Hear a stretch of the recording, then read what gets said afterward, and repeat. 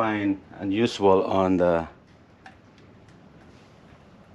cylinder walls, like scratches and everything.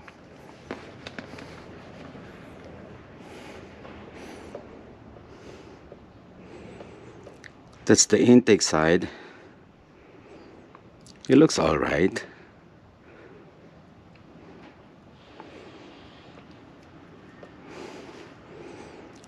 That's the exhaust side. I see some vertical lines, but a little bit on there, but nothing severe for that slapping noise. What I'm trying to accomplish here is trying to figure out what was that noise about, the slapping sound or ticking sound. If there's no abnormal wear, what is that? Oh, just a reflection. There's nothing serious wear on the sleeve, so it's not the piston that's making all that noise.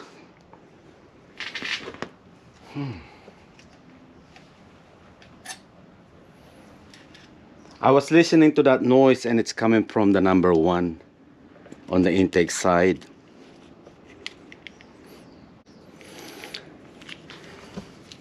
And I have adjusted the valve lashes on this one. Somehow it toned it down a bit. Man. I'm gonna open this again and recheck everything. Alright, let me take all of this thing and I will be back. It's springy. That looks good.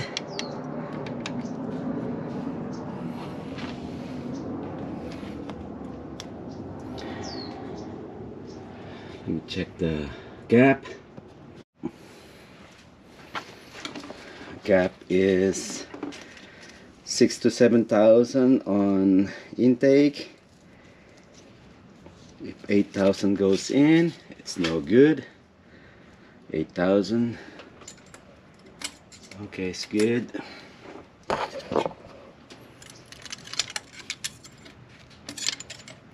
It's good there. 8,000 should go in here. Okay. Let's find 6,000 this time.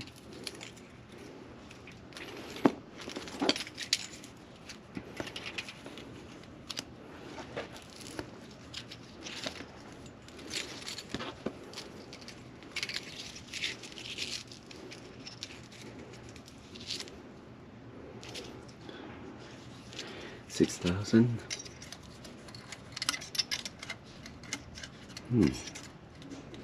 Doesn't even go in.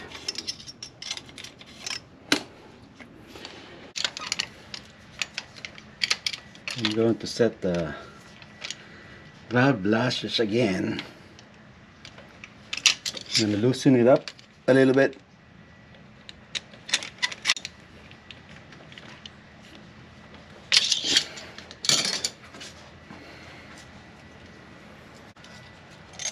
$7,000 goes in. All right. Now for the exhaust side, loosen this up a bit.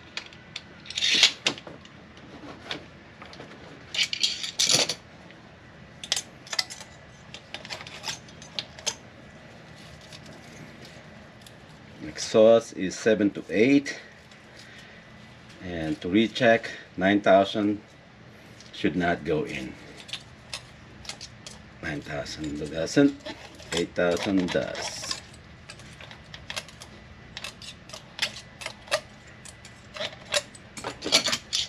Tighten this up a little, just a little bit.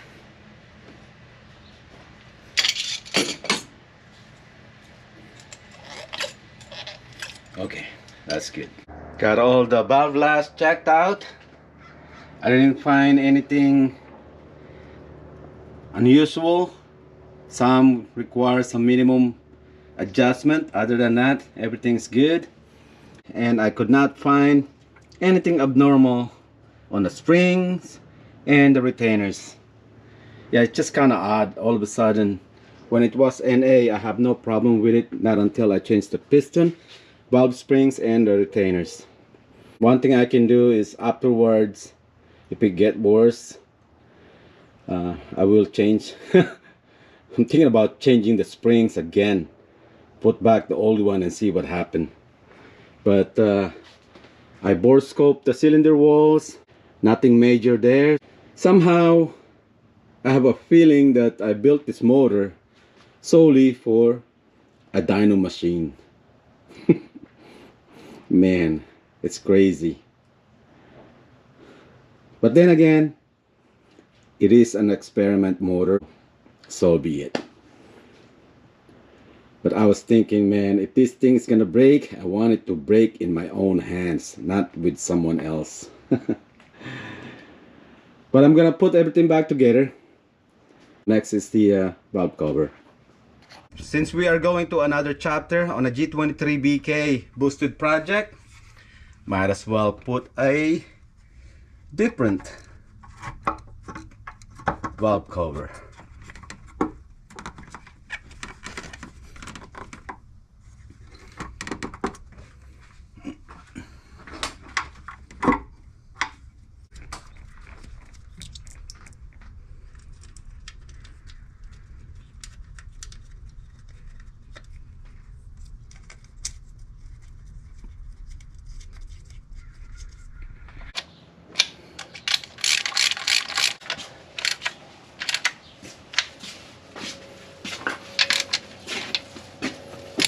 See? He only made 350, but it was hose creeping. So I'm going back. Why? Well, get it reaching again. Yeah. You tell me what? Go back down to what? I changed the location of the race gate. It used to be on top, so now it's 90 degree.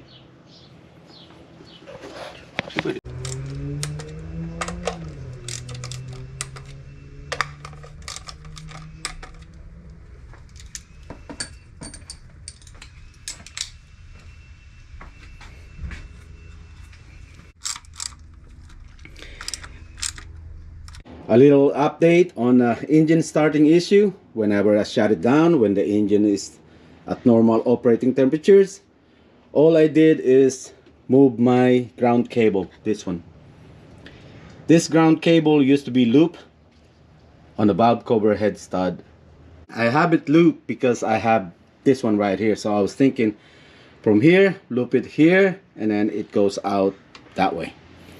So what I did, I directly grounded valve cover to the chassis right there, and ever since I've done that, no starting issue.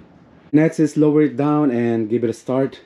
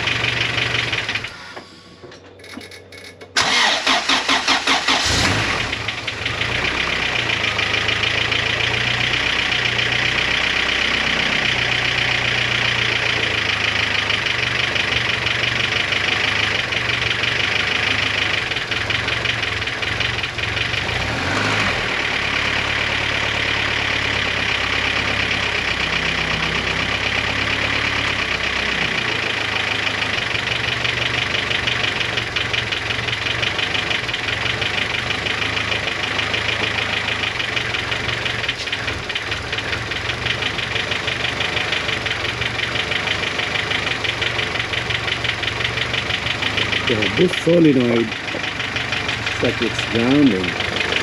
This, oh man, see? You hear that?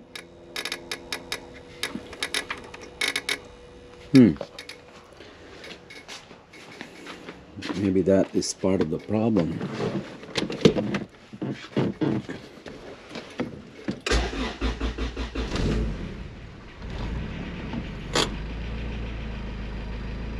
It is connected to A11.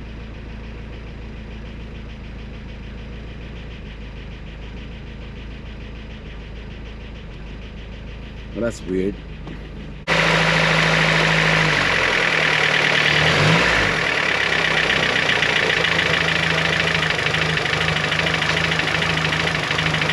It's a little bit concerning.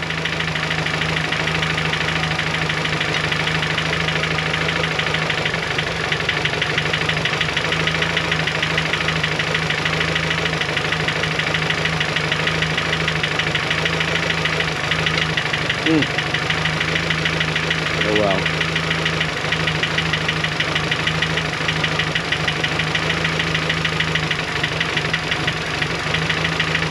Maybe it is my belt. But if it's my belt, how come when it gets warmed up, it goes away? I gotta check the boost solenoid. Why it's making that on and off.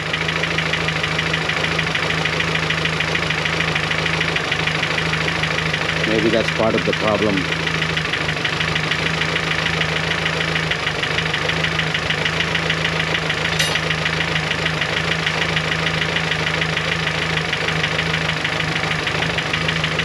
Anyway, thank you guys for watching, and I'll see you guys on the next. Make a comment on how you like the new color of the valve cover. I just used one of my motor and put it on here rather than paint the other one. It's somewhat different.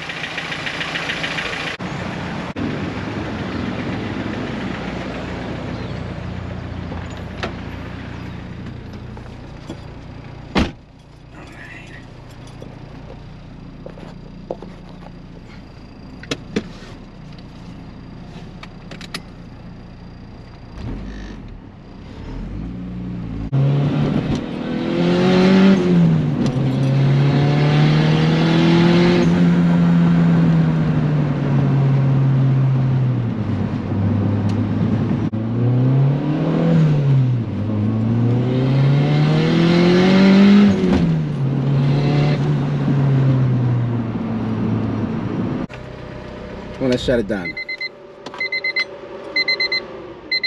Okay, restart. There. Starting problem fixed. So it looks like it is the grounding wire.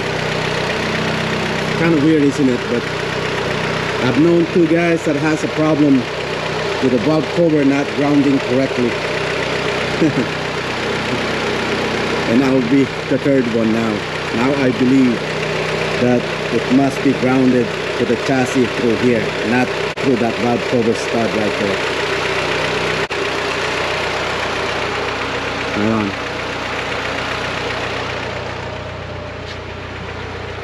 Well, it runs pretty good, and I am going underneath to check it.